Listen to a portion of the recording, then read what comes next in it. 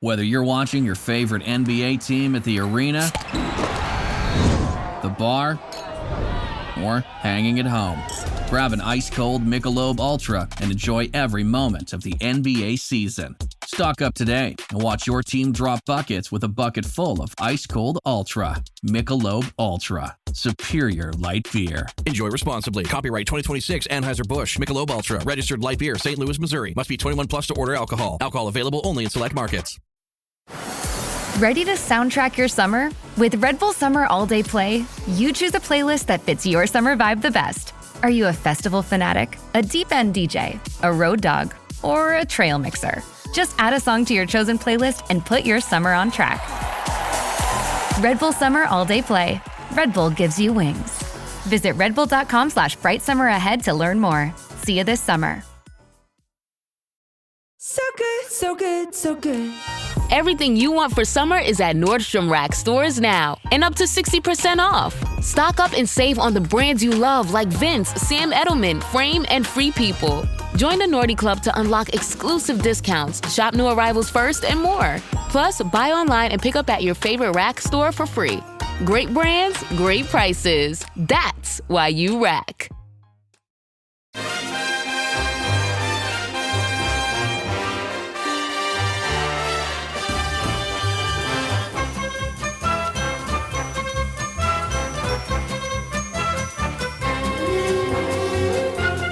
Hello everyone, I'm Chris Wynn. Welcome to How We're the Podcast. And if you listened to part one of our Moments of the Season pod, you may or may not be waiting on the edge of your seat for part two.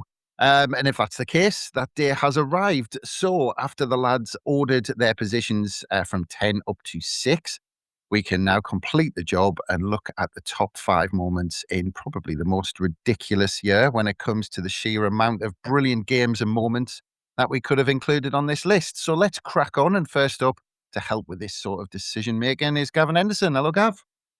Hello, mate. Yeah, looking forward to getting this one again. I mean, it's been a brilliant year, as we've said repeatedly, and certainly don't get bored of talking about how brilliant it has been. And some of these days have just given me the best memories of my life as a Sunderland fan. So I'm more than happy to shite on a little bit more about each and every one of them.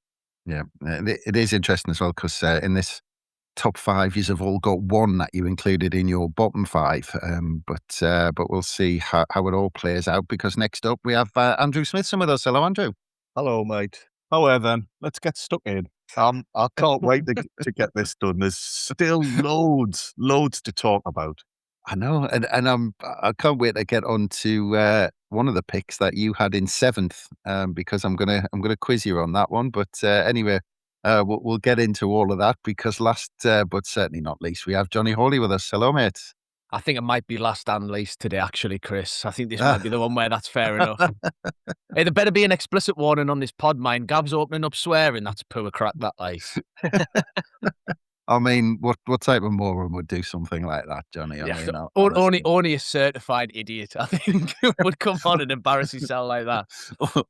Only someone who's under the influence and then has no memory of what they did afterwards. The only thing I'm under the influence of today, Chris, is my love for Sunderland AFC. I cannot wait to talk about this top 5. The bottom 5 worstest, bestest ones were already exciting to talk about. These ones, out of this world. Well, that's it. You hit the ground running. You were talking about that Arsenal game that you had bottom of the pile, like it's the greatest Sunderland game of all time.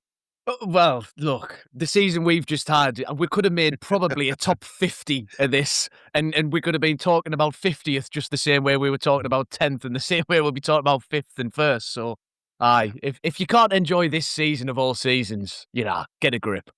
Yeah, to be fair, I can't argue against any of that. But look, let's get into it, because once again, look, we said it last time, but we're taking the Match of the Day top 10 format. So we pick a subject to rank. Of course, this is the top 10 moments. We then created a shortlist of 10 that we're going to rank, and we finished doing the bottom 5 in part 1. Just a quick reminder of what our bottom 5 was. In 10th place, we had Arsenal at home. In 9th, we had Chelsea away. In 8th, we had West Ham at home. In 7th, we had Brentford at home. And in 6th, which was the last one we talked about in part 1, we had Everton away. Now, of course, the lads had them all jumbled up. This was the averages of the lads' picks. So we need to get into our top 5. And in 5th place, I'm going to go straight in there, and I'm going to start with you, Andrew, actually, because you had this one higher than anyone else. And this was the home game against Bournemouth at the end of November. So this is the 29th of November.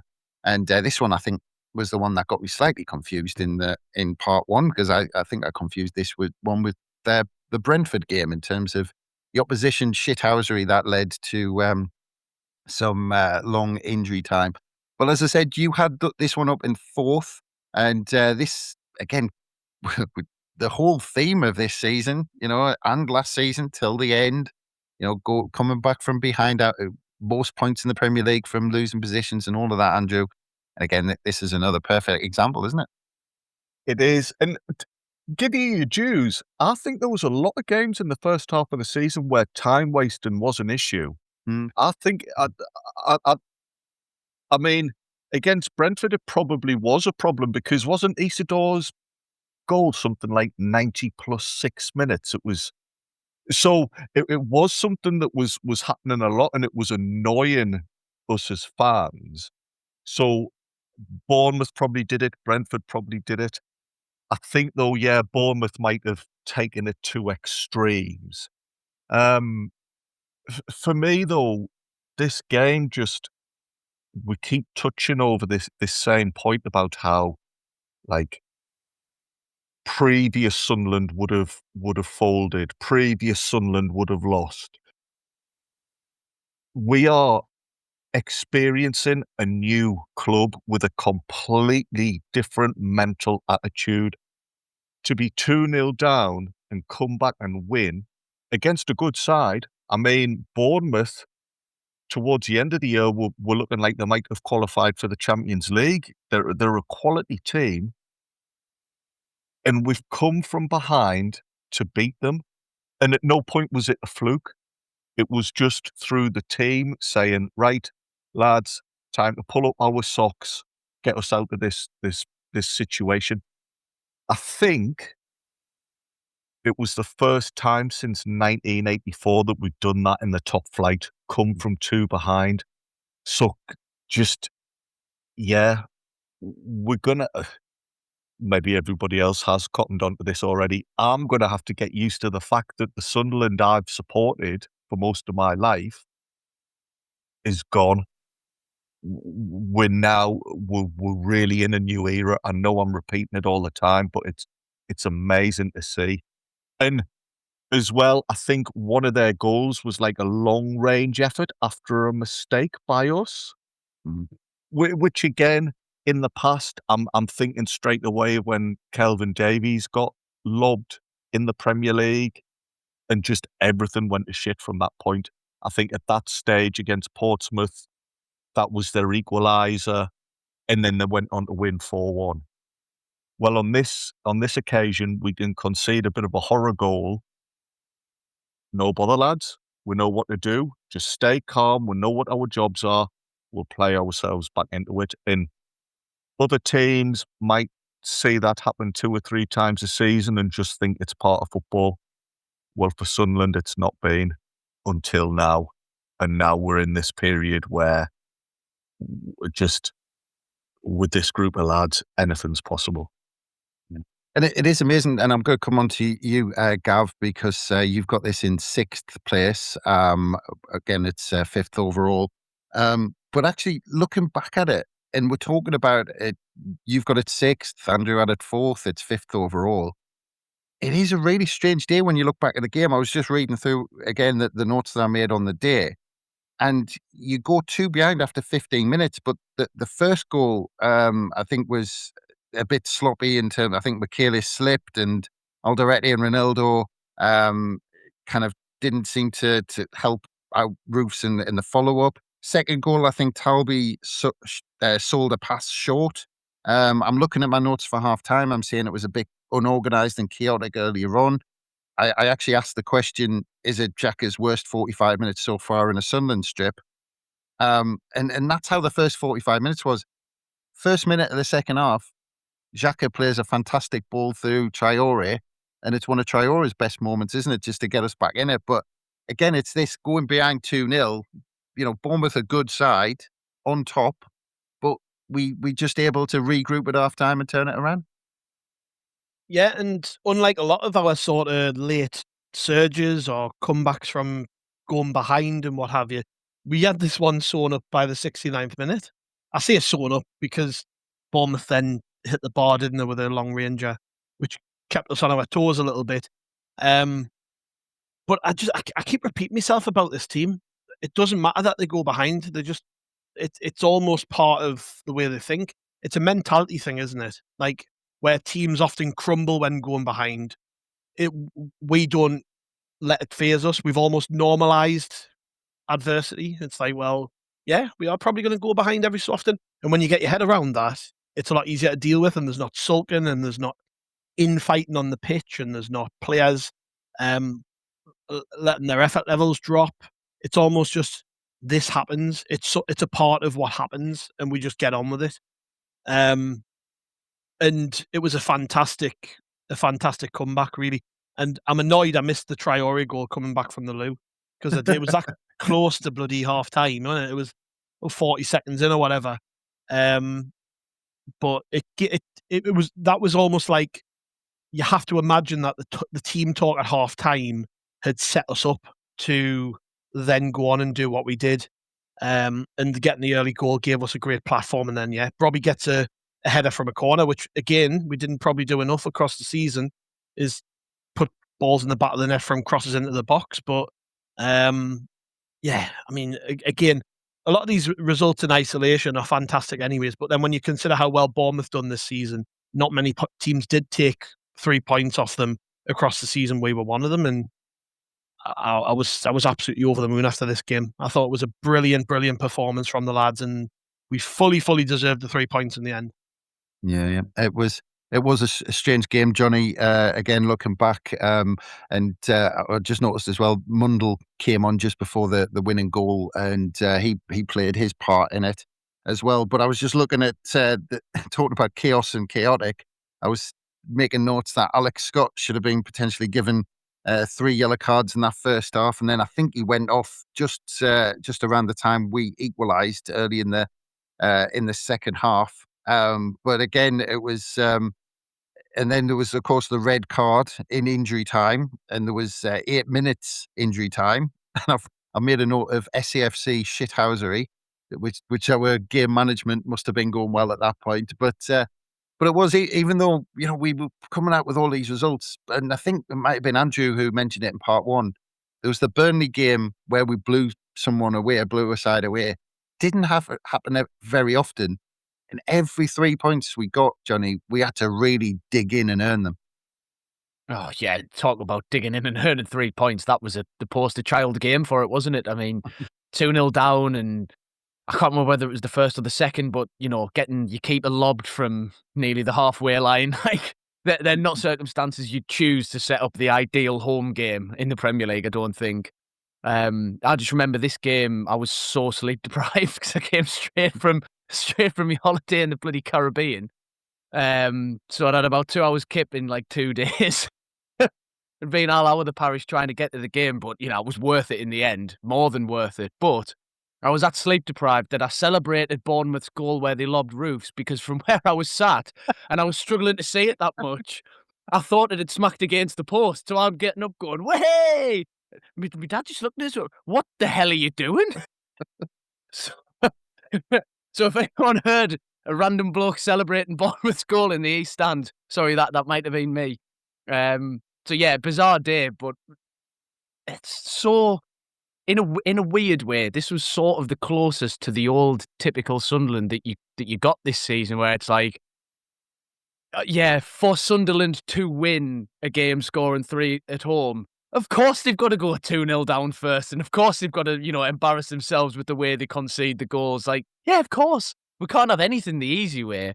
But obviously, knowing the Sunderland team that we've got now, the way that we do, and the mentality, and, we've talked about so many times this season, this is just yet another to add to the sort of pantheon now of Sunderland comebacks and, amazing displays of mentality. This was one of them. And yeah, obviously it's less consequential, I think, of a game in the sort of the grand scheme of the season compared to some of the others, which is why I've put it a bit lower than the other lads. But I don't begrudge them having it in the top 5 whatsoever, because I can't remember the exact stat now, but it was something crazy. Like, it had been, hundreds of games since we'd last come from 2 goals behind to win a game in the top flight. I can't remember what it was, but I remember seeing it at the time and thinking, bloody hell, yeah, that sounds like Sunderland. We don't do this kind of thing very often. So nice to put one of those historical records into a good place for us. I just wish Andrew would have mentioned it earlier on. That's all. The exact year since it last happened. I mean, didn't have to look it up or anything. Just had to listen to Andrew 5 minutes ago. Listen to Andrew. Well, thanks very much, Jonny. That's lovely. I was listening to you for once, and a point you made about how you were celebrating the goal because you got yourself at 6s and 7s. I remember that day when we'd gone 2-0 down. I remember being really taken and really impressed by how the fans did stick with the team. Everybody else, other who weren't celebrating Bournemouth's goal, Jonny, everybody else was saying, "Hey, it's all right." The team, because of the till the end mantra and the way they'd started at home that season, everyone was like, "No, the lads have got this. Let's just do our bit and get behind them." I think it was a good day in terms of backing from the stands. Yeah, it was. And actually, just looking back again, there was a moment, again, sliding doors moment to a minute after we'd equalised in that second half. I think we got away with one because they had a goal disallowed. I think it was Evan Nielsen who luckily got a touch on the ball on the line and was very luckily for us offside. So it's moments like that games kind of pivot on. But let's move on to our next one, because this is 4th in our list. Little bit controversial how it potentially got dragged down a little bit, but we'll get into this in a second, because I'm going to come to you first, Jonny, on this one, because you had this up in 2nd, and this was our win at St James's Park, which, of course, we always win 2-1, and you had this as a momentous one. This was runner-up for you, but again, just one of those, how the day went. We gifted them the lead just for the fun of it, just to have a few laughs. Let's give them a head start and see what happens, and make it a bit funny at the end of the day. And everything turned out rosy in the end. Didn't adjust, Well, I'm flabbergasted that somehow this has been dragged down the list here. Because we'll get on to how in a minute, mate. Don't worry about that. I know we've kind of combined this as half moments and half games, but what better moment can you possibly have than scoring a last-second winner at St James to win the derby as a promoted team as well, when all we've heard from them for years and years and years and years is, "We're massive, we're better than you, you're never going to be on our level ever again, hope you come up, it'll be an easy 6 points, Shearer giving it the big in, the horrible something at the beginning of the season," all of that. And I know we'd already beaten them during the season, just to, emphasize that again, because we did beat them twice, of course.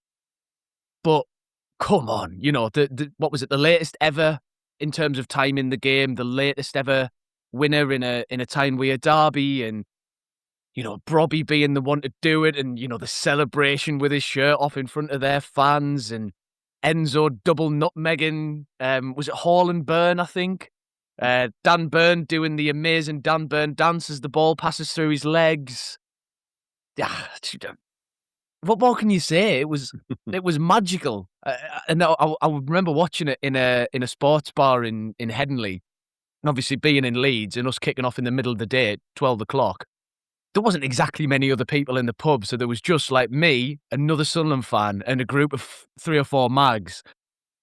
And when we scored that winner, I just jumped up, top off, running round the pub, screaming, going straight up in the mags' faces, giving it both barrels. That's what we do it for. That's everything that we do it for. So, yeah, for me, this had to have been higher in the list, but any opportunity to wax lyrical about it, I'll take. So, yeah, what an amazing moment. And the ultimate nail in the coffin of the Mags's period of dominance. You know, that as much as we hated, they certainly were dominant while we were in League One and the Championship, just by definition. But that's over and done with now, and this was the result where, you know, for me, that was pretty much signed, sealed, and delivered at that point. Yeah. Well, Gav, you also had this as your runner-up, so this was second in your list, and it was the first meeting at St James's Park in 10 years, and we ended up completing the double over them. But it was quite. It did have that nervous period because after we'd given them the lead, we'd handed them the lead. Of course, with Elborg and Luke O'Nien doing their weird thing. Then there was that period that we had to stand tall, didn't we? Because Newcastle, I'm sure there was an Alanga header just after that, or it might have been just before, but they were well on top for that early period, and we had to withstand it. And we had to trust the plan, because you saw that even after the mess happened for the goal, we still played it out from the back, and we were brave enough to do the short goal kicks. So we had to be brave in this game, didn't we? We did. And again, going to repeat myself, this team loves going behind for some reason, loves suffering from adversity.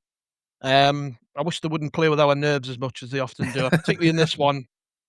You know, when O'Nien kind of slips and makes the mistake, you are fearing the worst at that point. And I can remember sitting at half time with my head in my hands, just thinking, what on earth did you do that for? Why? I was just fuming. I was absolutely raging. You know, I couldn't focus on the rest of the half because I was so angry with what we'd done, because I just thought, well, we've bollocks this, haven't we? Absolutely blown it, and it's going to be played on repeat for months and months and months. Sunderland's Mr. Sunderland, bloody passing the ball straight to them to concede a goal. But look, it didn't matter in the end, and actually, Luke O'Nien was absolutely brilliant, particularly in the second half after making that mistake. And I think if any performance sums up just how brilliant this bloke is and how resilient he is and how different he is, it was this performance, because there isn't a bigger stage to make a mistake on, and he got on with it. And I honestly think if virtually any other player had done what he did, they would have felt a bit. And he was outstanding. And I think, to be honest, in the second half, we were actually from about, I said I didn't really watch the game properly, but from about 20 minutes, 25 minutes into the game, we were the best team. We were comfortably the best team. And because of that, we grew in confidence. And by the end of the game, it only felt like one team was going to win it. I mean, we picked the latest possible moment to do it in, which to me is the best way to do it. Certainly not at that time, it didn't feel like that. But, you know, when you look back on it, it's the best way to win a derby. Last minute goal, your striker celebrates in front of their fans with his shirt off. Away end goes absolutely ballistic. Doesn't get any better than that. And to do it in their backyard, I mean, because like has been said repeatedly, they've given us so much shit for being shite and being beneath them and playing in League One and playing in the Championship. To break their hearts like that after giving them a head start, chef's kiss. Doesn't get any better. Yeah, absolutely brilliant. And actually, Andrew, well, for a start, you did have this down in 7th in your list, which did drag it down slightly from Jonny and Gav having this as their runner-up in their top 10. But again, just looking back at my notes at half-time, I was actually saying things like, if you take the goal out of it, it's actually quite a good half in terms of that performance.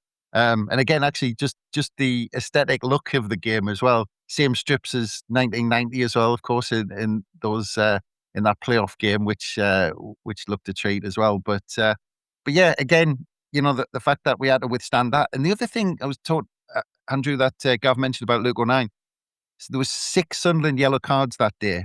And if you think of the frustration and the tension that he must have had after that goal, he wasn't one of them, which is pretty amazing to think about, that he didn't end up picking a yellow card. But every player on the pitch, and again to get that goal, and Lafayette to be as cool as a cucumber, you know, putting it through 2 players' legs and Brian Brobby finishing, just a fantastic day. I don't know what all the fuss is about, man. I mean, we didn't learn anything. You're saying there Luke O'Nien didn't get booked. Well, we know Luke O'Nien's class. So what? We came from behind to beat a lower bottom half of the table team. Yeah, we've done it before. We'll do it again. Listen, we have ruined them in so many ways this last year. They'll never learn their lesson. These conversations will always crop up, and we keep coming back. We keep giving them a schooling. Night follows day. It's just as sure as that. No, the emotion around it was amazing, and performance-wise, it was an excellent performance. If that just was a random Premier League team going away to another Premier League team and coming from behind, you'd say, "Oh, that's a quality side who've got a bit about them." But man, there's only so many times beating Newcastle can be like life affirming. And Jonny there shaking his head, complaining that I've put it at 7th. I'm coming for you now, son. So you might want to listen for a minute. You said there you took your top off.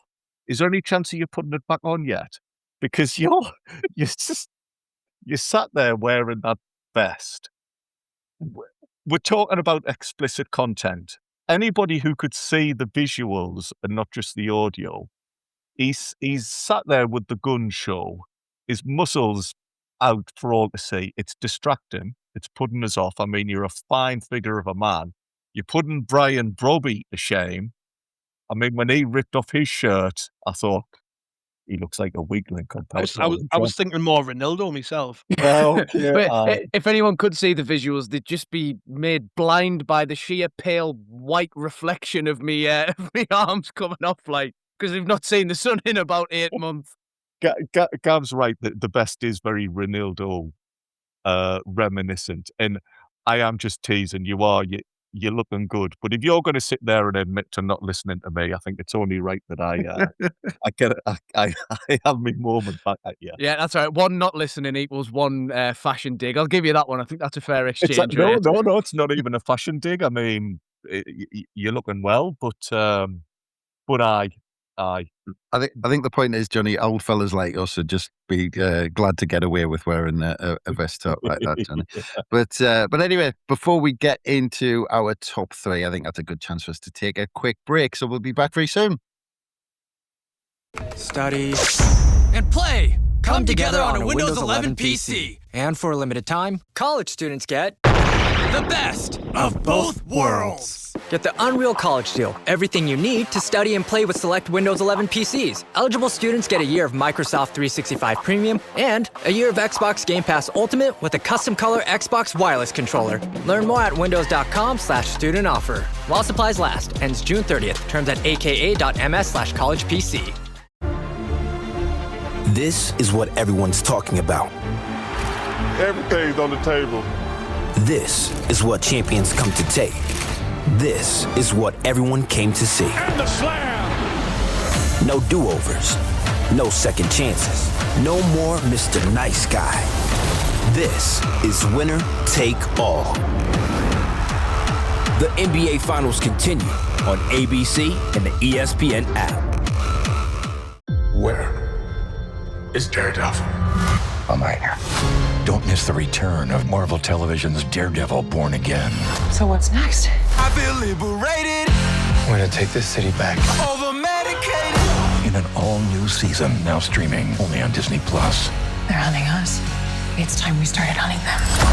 I can work with that.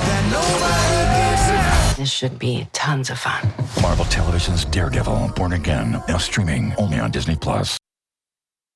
And welcome back to How Weather Podcast. And we're just about to get into our top 3 moments of the 2025-26 season.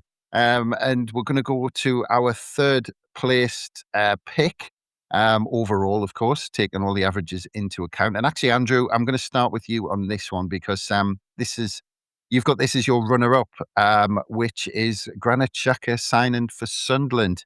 The other lads had a quite high up as well. We'll get onto that in a minute. But it's one of those things as a Sunderland fan sometimes that it's almost you remember where you were and what you were doing when you heard the news. It was a proper statement, and yeah, it will be something that we look back on and be like, oh God, when I pick up the paper, when I look at my phone and see we've been linked with Xhaka, it's like a real. When you go and buy the sports echo. Yeah. I was queuing up outside the newsagents, and it was just this signal that we mean business, and straight away it made sense. You could see quality player. He's a leader. He's going to give us that experience and pull it all together. But it wasn't just the signing of Xhaka for me. It was the whole recruitment drive was just one big signal of intent that Sunderland aren't making up the numbers. We were being linked with players, and they were of a good standing, and I think we were looking for a goalkeeper and we missed out on a couple. And you start to panic. You think, oh, are we being unrealistic with our expectations? But then we sign a goalkeeper, we sign Xhaka, and suddenly it isn't just paper talk. It isn't just pie in the sky, because anybody can make a bid. Anybody can ring up Xhaka's representatives and say, do you fancy a bit of this? But he's obviously listened to what we've got to say, looked at it, and thought, yeah, that adds up. That makes sense. So it was ambitious from the club over the summer, but it was perfectly done.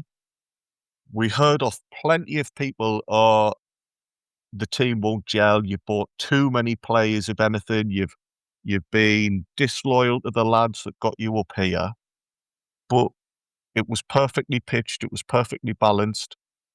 And we've now got a squad that is a really good mix of one or two lads from the Championship. I think our first 4 or 5 goals were all scored by players who were with us the season before. But we've added to that, we've improved that, and just brought in some amazing names. And Granit Xhaka plays for Sunderland. just that alone, it's great. And credit where it's due to those responsible who've brought that lot in. And I can't wait to see what they've got up their sleeves for next season, recruitment-wise. Yeah, Gav, I'm just looking back to the day. It was the 30th of July, and when it was all announced, it was the 7th signing of the summer.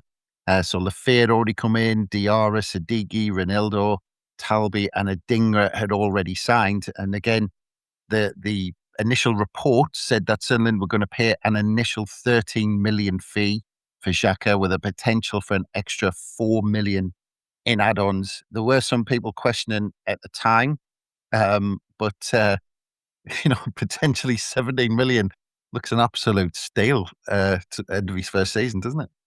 I don't think there was a better signing in the Premier League, really, in terms of impact than Granit Xhaka. And I know there's been a bit of debate about this, and actually a lot of neutrals have kind of agreed with me on that and have said Xhaka was probably the signing of the season.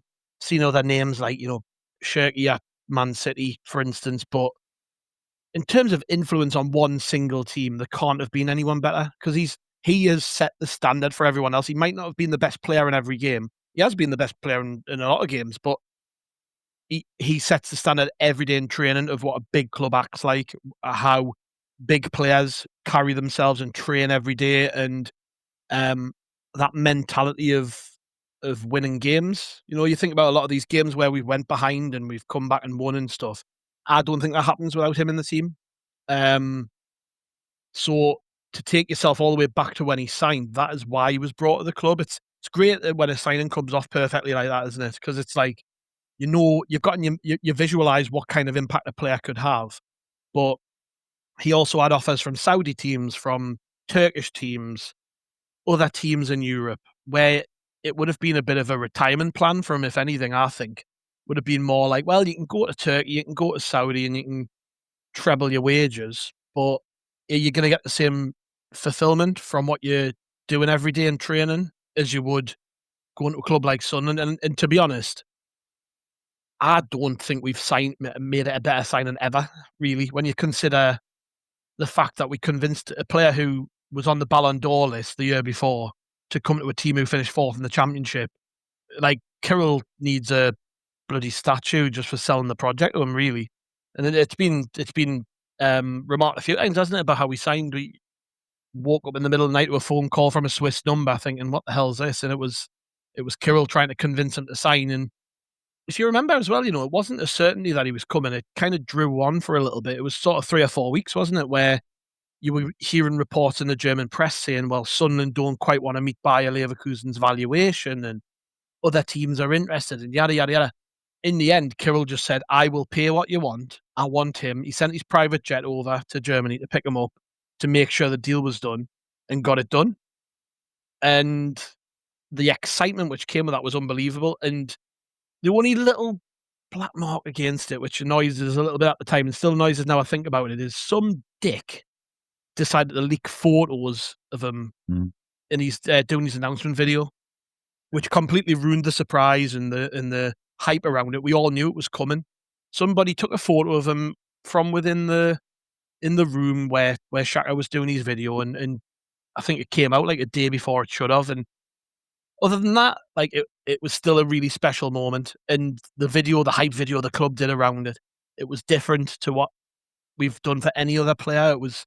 It was purposely marketed as this is a big signing, this is something making a statement, almost as a sign to other players we were in talks with to say, like, we are serious, by the way.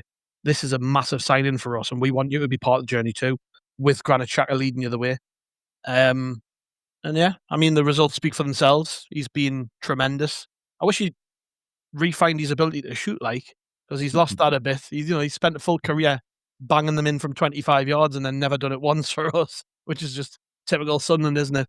But no, I reckon Chris will be looking back at this in years to come as the best player we've ever signed in terms of what it meant in that moment.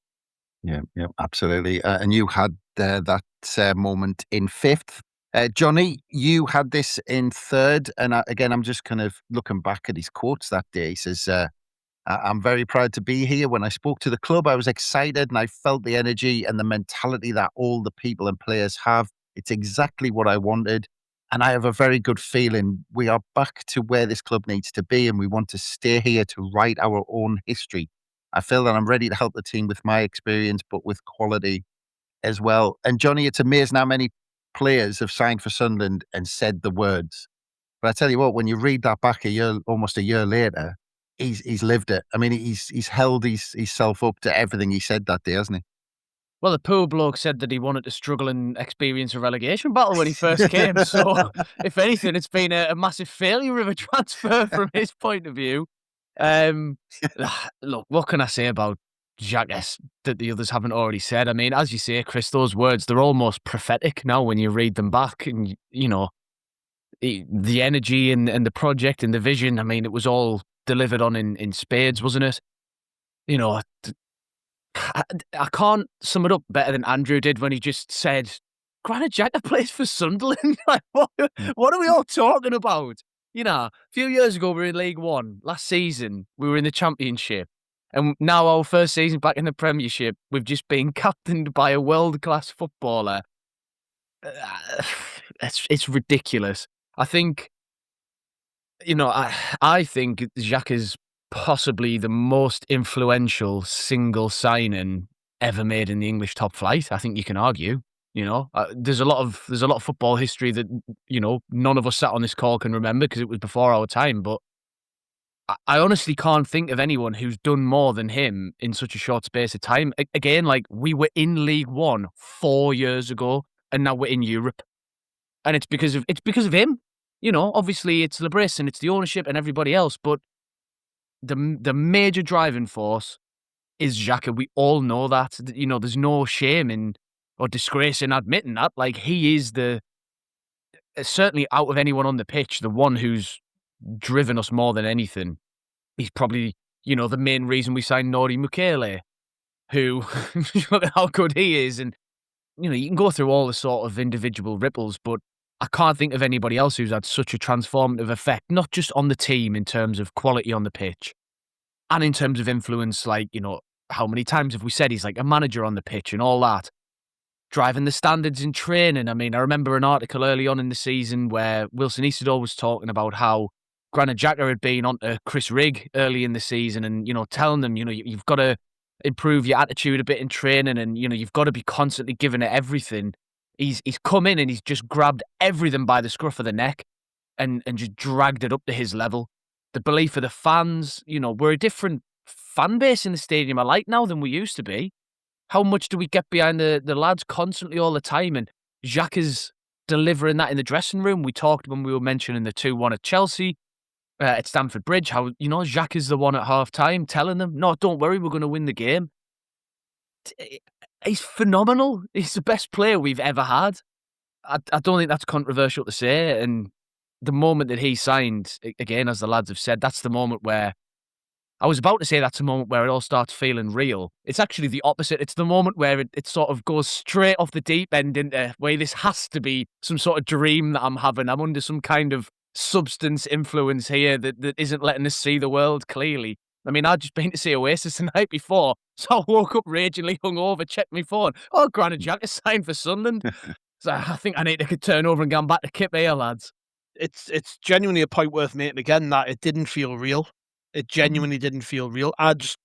When we got promoted and we were coming out of Wembley talking about, well, Dan Neil's probably deserves his chance in the Premier League and Patterson, he was brilliant in the final.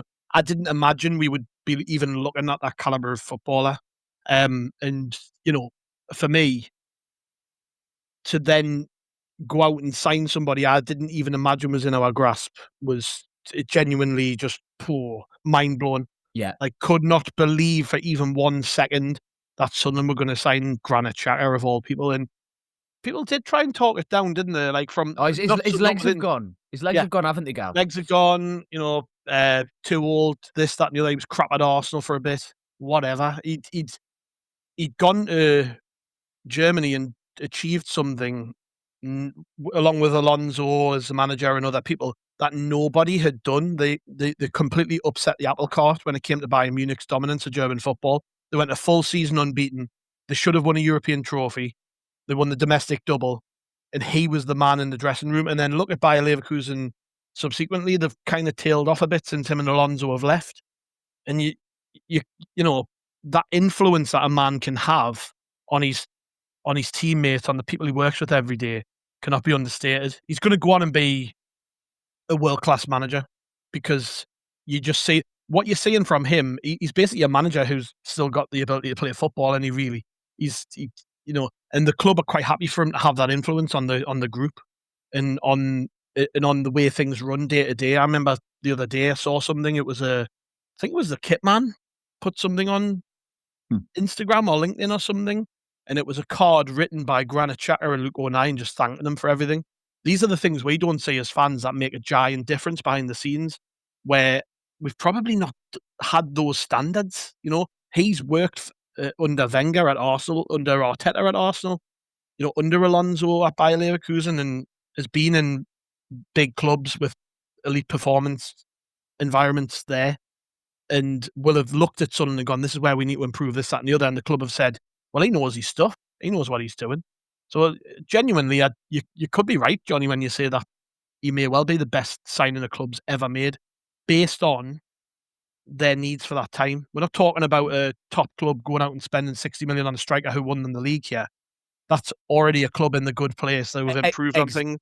Exactly. Like, you can talk about better signings in terms of Erling Haaland for 50 million or Sergio Aguero to Man City and, he wins them the first title in however long and leaves with a statue or whatever. But no one has dragged a club from a position to where we are now like Xhaka has, I don't think. Yeah. And the same argument can probably be used for why I get not actually rationally angry when I see people talking about any other manager than Lebris as manager of the season for the exact same reason. Because it's the position they took over versus the position where we're in now. And Xhaka is, the version of Sunderland we see now compared to the version of Sunderland on day one he started with the club in pre-season, it's night and day, isn't it? Yeah. And Go on, Andrew. Sorry, I'll try and make it quick. Just on the terms of Lebris, he needs to take credit as well, because we've spoken about Xhaka and the influence he has. There's plenty of head coaches and managers who would not like that, and there'd be a clash of personalities, there'd be button heads or whatever. We're not hearing any stories about there's like fallings out. I think people still understand the management structure. Lebris is still in charge and calls the shots. But for him to be able to step back and not let his ego override and let Xhaka do some of those things, credit to him as well. Yeah, yeah. And if you think as well that actually, if there's no Granit Xhaka as well, there's obviously we take Granit Xhaka out that side, and we've talked about the difference, but there's a possibility that Nodi Michele doesn't pull on a Sunderland shirt as well. Well, I think he doesn't sign without Xhaka. He basically said that, didn't he? That he was the one who called Nordy and told him about the Sunderland project. If only someone had mentioned that earlier, and if maybe people had listened to him, then. Oh, right. Well, you see, at least I've got to try and think of what I'm going to say next. Nobody else is thinking that. Anyway, moving on, because there has been a development. There has been a VAR check, by the way, a late development, because I have realised that I did say that Granit Xhaka signing was in third. It was, in fact, joint runner-up with the one that we're going to come on to next. So we had joint second. We had Granit Xhaka signing alongside, and small drum roll here, because then we'll know what wins, because we have beaten Newcastle at home as our number two, well, joint runner-up alongside Granit Xhaka signing. So yes, the day Voltemade became a Mackem hero is joint runner-up. We go to Sunday, the 14th of December. It had been a while since we'd met our nearest and dearest in the league. And yes, it was full of emotion. And I think it was 50 years to the day as well since Gary Rowell's debut, which added something to the whole day as well. And Gav, I'm going to start with you, because this was number 3 for you. But again, talk about moment of the season. It wasn't the best game in the world, but when Voltemade stuck his head on it, I mean, it's still up there, isn't it? I think it's arguable whether this was even the best moment in the game, because for me, it was probably Bruno Guimaraes celebrating the throw-in for Newcastle, trying anything he could to G their fans up. Well, you see, I thought you were going to mention Ballard's tackle on down Burn. Oh, was it not Nordy? Was it Nordy? It was Nordy. Sorry. Oh yes. Yeah, it was. Yeah, Nordy punctured his lung, didn't he? Bless him. Never mind. But yes, it was a good nat when it's Jesus. I mean, I did actually rank the away game. You did up there with, slightly ahead of this one, but it still felt so special at the time, because again, the last time they'd been anywhere near Sunderland, we rolled out the red carpet and they took the piss out of us. They had the full North Stand to themselves. They had all that carry on with the Black Cats bar. We just were poles apart in that FA Cup game. And what the club got perfect in the build-up and during the game was making sure that they knew that wasn't going to happen again. That this was a very much Sunderland's sort of fortress, and you were coming into it, and do not expect us to roll over and have our bellies tickled. From refusing to read the teams out to just sticking the visitors on the board, not having their scoreboard turned on so they couldn't see what the score was. That was another one. It was around the time they were putting the new screens up on the north and south stands, and yeah, they just didn't have a screen to look at, which was funny. But we were excellent in a different way to where I say we were excellent against Burnley at home, or we were excellent against Chelsea, or whatever. You know what I mean? We were different. It was different kind of excellent, because Newcastle were that bad. We didn't have to get out of first gear. If we'd wanted to go into second, third, fourth gear, we could have. But because they didn't turn up, it was almost like, well, all we've got to do here is try harder than you and swat you away. And I think that really hurt Newcastle fans after the match, because it was it was embarrassing. I mentioned that Bruno Guimaraes celebration of the throw-in, but that's how tragic it was. They had nothing. They barely touched the ball. I don't think they had a shot. They couldn't get near us on the second balls. We won all the duels. It was just for me. It was perfect. I would much rather have won like that than won 3 or 4-0, because one, it came off their player, and two, their team didn't try a lick, and the Mags came away from it, and all they had was, well, both teams were crap. That's all I heard from the Mags. I knew. I was like, well, we weren't crap actually. We didn't have to play well to beat you. That's probably more embarrassing. But the Voldemort goal, I mean, it's almost difficult to put into words how funny that was. I'm still laughing about it now as I think about it. I mean, is it the most hilarious goal we've ever scored in a derby? I would say so. You know, it was we've had a few, haven't we? Do you remember the one that ricocheted off? I think it was Steve Harper and hit Asamoah Gyan and looped into the back. Then that was quite funny. Or there was the Demba Barrow own goal, but none of them were as funny as this. Not in the same vein, but in hindsight, Colback shushing them lot at St James's before he goes on to then sign for them is quite funny. Yeah. But I felt a little bit sorry for Voldemort for about an nth of a second, and then just found it hilarious. You know, it was what a header, by the way! Absolutely crashes into the back of the net, and but it's actually a really good move from us. I mean, the ball in from Nordy is fantastic. I still don't know what Voldemort is trying to do though, because he's not marking anybody. He just panics, I think, and it's that Alderete clap behind him, isn't it? Throws him off. Yeah, but I mean, what a moment! I think that one will be getting replayed for decades, won't it? It's going to live long in the memory, that one. Almost in the same vein as the previous great derby goals that I can think of off the top of my head now, like the Phillips lob and the Marco Gabbiadini goal in the playoff semi-final. It's going to be up there as one of the ones that you just see constantly. I mean, it's featured quite heavily on the club socials, hasn't it? Since the season ended, because I think the bit that makes it so perfect is just the fact that prior to the season starting, and even before that game, actually, the Mags couldn't help but put their foot in it and say they were going to do this to us, and they were going to do that to us, and this was going to happen, and Big Nick's going to do this to you, and all this, and none of it came true, and it was just embarrassing for them, and awesome, man. I wish we could win every derby like that. Yeah. Well, actually, and I wrote down one of the lines that came out of the commentary on Sky about 10 minutes after we scored. Gary Neville said Newcastle are getting beat up at the moment, which I thought was a nice quote, so I jotted that down at the time. But Andrew, you had the home game. You were the only one to have the home game higher than the away game, and of course there was. I think we talked about at the time. I'm sure we might have done a pod around the time. I'm sure we did, but you were talking about the West Ham was a big symbol that we were back. But this was almost even bigger to say that we would not only arrive in the Premier League, but we're taking them down. Yeah, it was a huge moment.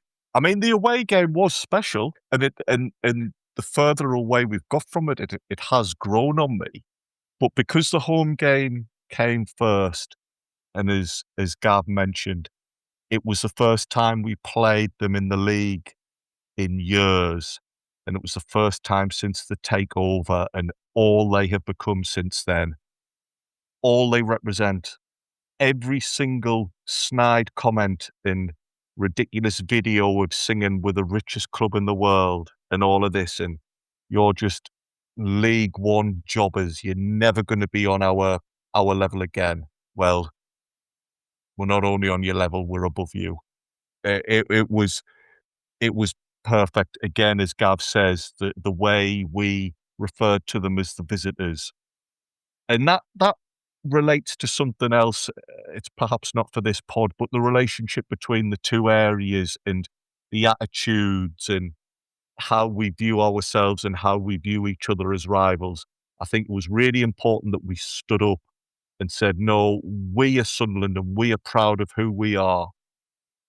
It was amazing. The own goal, I think, what's that thing about your enemy's enemy is a friend of yours? I don't mind Walter Marder. He seems to be unpopular with that lot purely because he doesn't feed their idea of a famous number 9 or because, I don't know, because he's not Isak or whatever it is. For it to have been more perfect would have been had it been like a Newcastle icon that had scored the own goal. Whereas for Voltemade, I mean, don't know what he was doing back there on that area of the pitch at that part of the game anyway. But, you know, if I was splitting hairs, would have been nice had Stephen Taylor been brought on to score that one or something like that, you know? Yeah, but I'd argue actually that's part of the problem. They haven't got any iconic players in their side at the moment. Well, Voltemade is a Sunderland icon now because technically he's our most expensive goal scorer of all time. So he's got his name in the Sunderland record books. I would suggest his name has been the most sung name at games recently.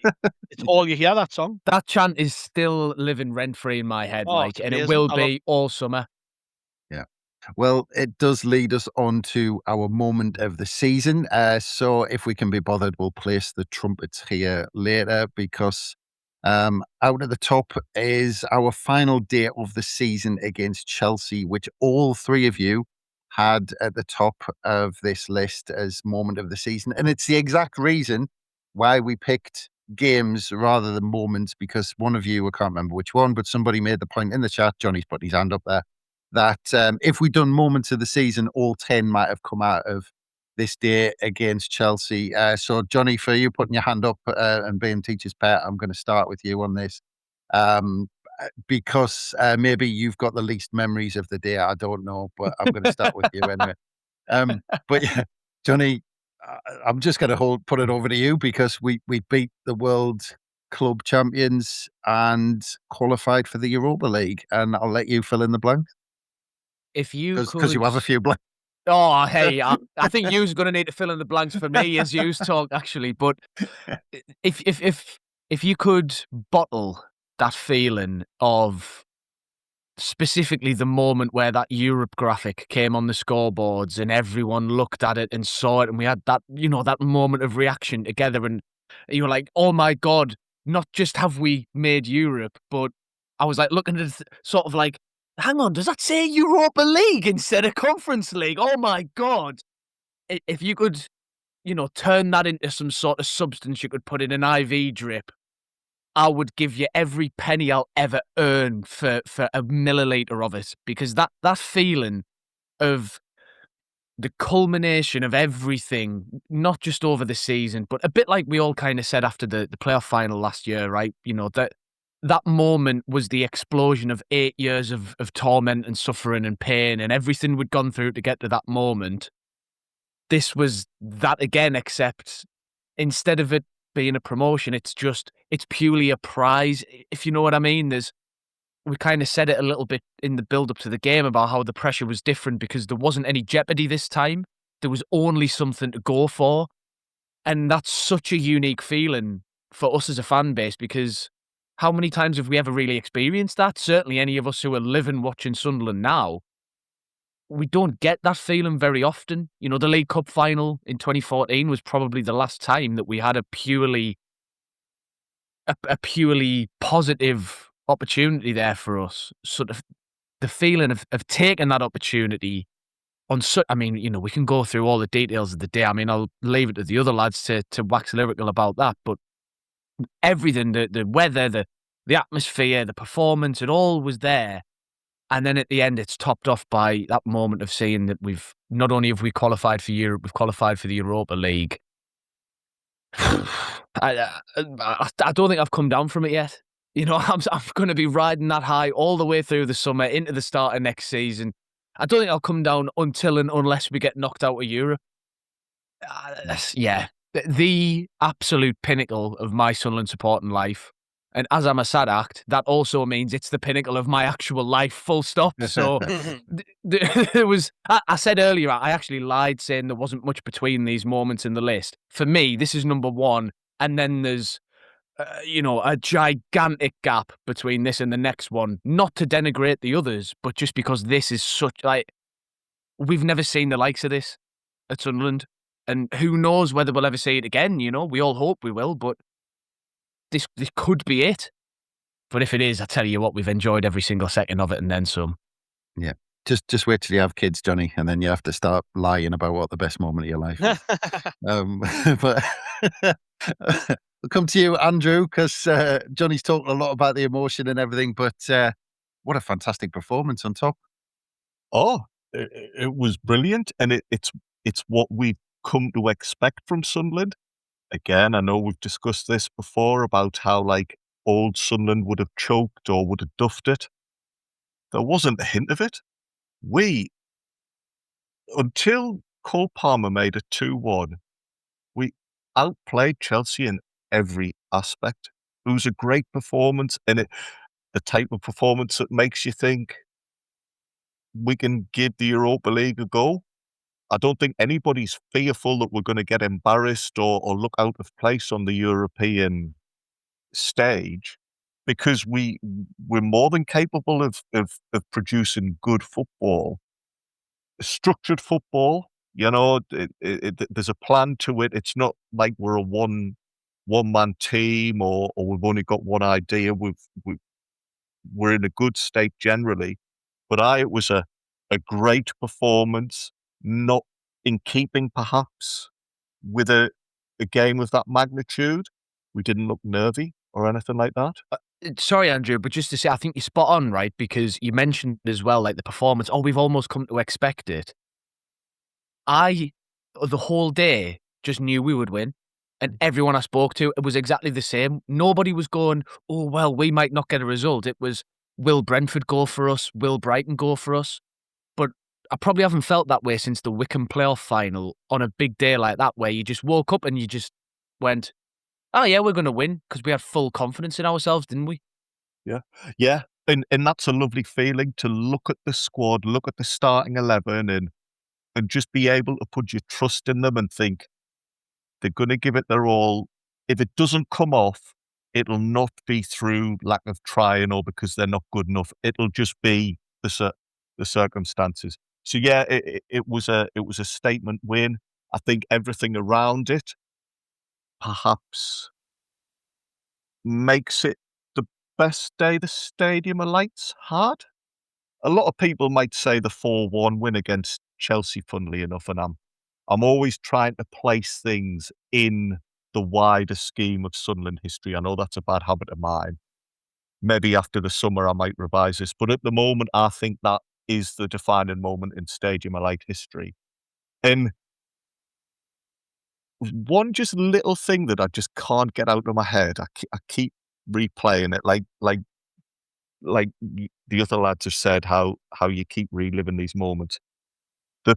The video the club show before the teams come out on the pitch has been a brilliant bit of media all season. At the end of the video, it was always Granit Xhaka saying, "How are the lads?" into the microphones. And we've talked about what a leader Xhaka is already. They changed it ever so slightly to when the video ended, and he just leans in and he just says, "Till the end." And I was like, come on, how are lads? It was lush. It was just amazing. And hairs on the back of my neck were standing up.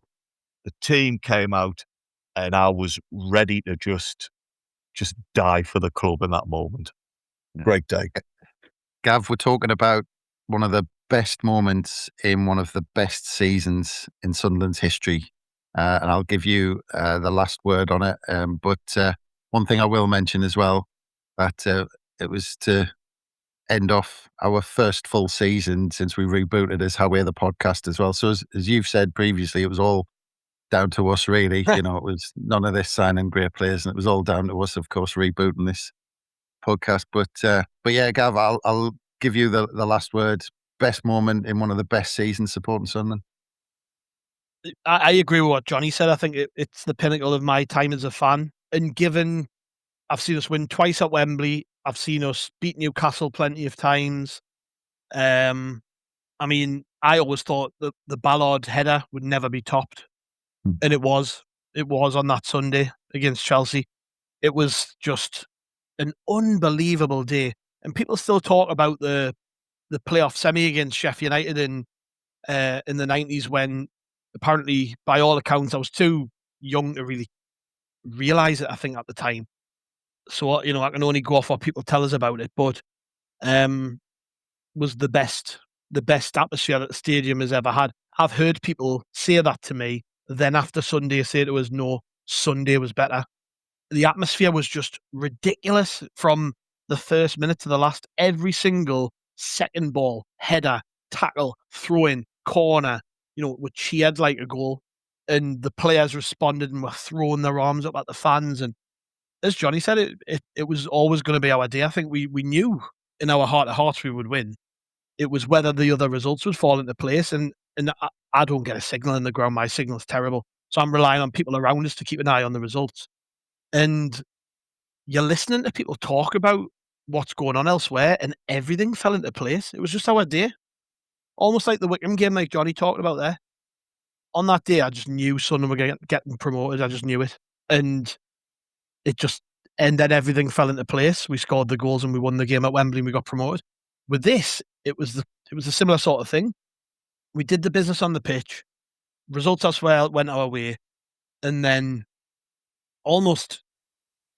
I saw the graphic on the screen saying Europa League and I was crying my eyes out like a baby.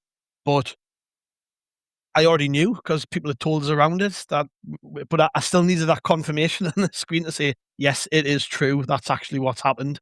And I really hope we'll top it at some point. I didn't think we'd ever top the Ballard moment, but for me, that's the greatest experience I've ever had in a football stadium. It was just those players, what they gave us, that manager. And then it was all rounded off with the celebrations afterwards. I mean, 46,000 fans or whatever were there staying in the ground to celebrate with the players after the match and hearing Granit Xhaka say what he said. Granit's speech, Jesus Christ. Yeah. When he said this is only the beginning, I believe him. It was loud, wasn't it? It was loud. I mean... But you believe him though, don't you? It's not like some people would say it. Well, that's it. Yeah, because why would you doubt what he's got to say or what anyone else has got to say? I mean, it was just magical, wasn't it? And even the way the goals that we scored, the football for the own goal was unbelievable. Like that's ridiculous composure in a pressure game, isn't it? It's just the way we passed them. It's like these players have trained their whole lives to give us that moment. There was often times when we were in League One, the Championship. Like I'm on about the Championship under Coleman and the Moyes reign, and plenty of other seasons in the Premier League where we stayed up by the skin of our teeth. Where you looked at a team on the pitch and went, not only are you shit, but you don't care. And now we've got a team who care. They're all brilliant. They're all either top class. Some of them are world class or going to be world class. And they play for Sunderland. They get it. And I just think we've got such a brilliant blend now. And it'll take a lot to knock us off our perch. Like we'd have to have some fire sale to over the summer to really decimate what we've built. And it just makes you so excited, doesn't it, for next season? Because I'm proud as well. Well, yeah. That team, what they've achieved this year, they can now go into Europe, and I wouldn't want to be facing Sunderland in Europe next season because we are going to be so motivated to win the thing. And like I say, I hope it's not too long before we're celebrating something else like we did on the other Sunday. It was special when from the minute we saw the bus coming down the road with the flares in the air and people hanging about in the sun drinking beers, and it was just magic. It was just absolute magic. Like Jonny says, if you bottle that feeling up, you'd be a millionaire because you would sell it for fortunes. It was like nothing else. Like nothing else. Like nothing else until May the 27th next year in Frankfurt. Well, I thought about this. Can I not move the game forward to May the 24th? The Macam national holiday. Yeah. I think Frankfurt have started preparing for it now, just in case of that. They've just put an order in for 1 million kegs to get them in. That's just for the night before. Yeah, we've got to keep those for next May because the lads are going to town, so we've got to keep them in the cellar. But and if there was ever an advert for improving the signal at the Stadium of Light for mobile phones, it's all of the players trying to find out what the hell has happened and not being able to and going from phone to phone. No, that's an advert against. That's why you want to keep the shit signal, because that was a class moment, that. Still none of the cameras, by the way, picked up well enough the way they reacted, I don't think. I've seen a few angles of it. The one that's right in the huddle, the cameraman gets kind of knocked off his feet, doesn't he? It was class. It was almost like they'd planned it. I didn't realize in the moment. I thought they were just having a huddle and they were going to explode when the song kicked off. But I didn't realize they were checking their phones. Yeah. It was almost planned, wasn't it? It looked amazing. They checked some photographer's phone and it wasn't working. They couldn't get signal. And then Trowder like turns around. He's like shouting at someone. Have you got a phone? Have you got a phone? It was Ballard in the end, wasn't it? I think he must have Starling. They weren't crutches. They were actually signal boosters. He was. Aye. Well, there you have it. There's our moment of the season. So very quickly taking the averages for our top 10. Here's the ranking. So we've got Arsenal at home in 10, Chelsea away in 9, West Ham at home in 8th, Brentford at home in 7th, Everton away 6th, Bournemouth at home 5th. Our 2-1 win at St James's in 4th. Granit Xhaka signing as joint runner-up. Alongside beating the Mags 1-0 at home with Voltemade's own goal. And top of the list, our best moment of probably the best season, certainly in living memory, is the final day of the season against Chelsea. So on that bombshell, it's time for us to wrap up our moment of the season pod. Please let us know if you agree or disagree with the lads' choices. But of course, as the lad said, sometimes this means more to you because of who you're with and what you're doing and all of that. So everyone, I'm sure, is going to have a different top 10. But that just leaves me to say thank you again to Gav, Jonny and Andrew. Thanks for your time, gents. And of course, thank you again for everyone for listening. We'll be back tomorrow with something because we'll be here every day on How We're the Podcast, of course. And also go over to the Roker Report website for all the latest on there. But from us, it's bye for now.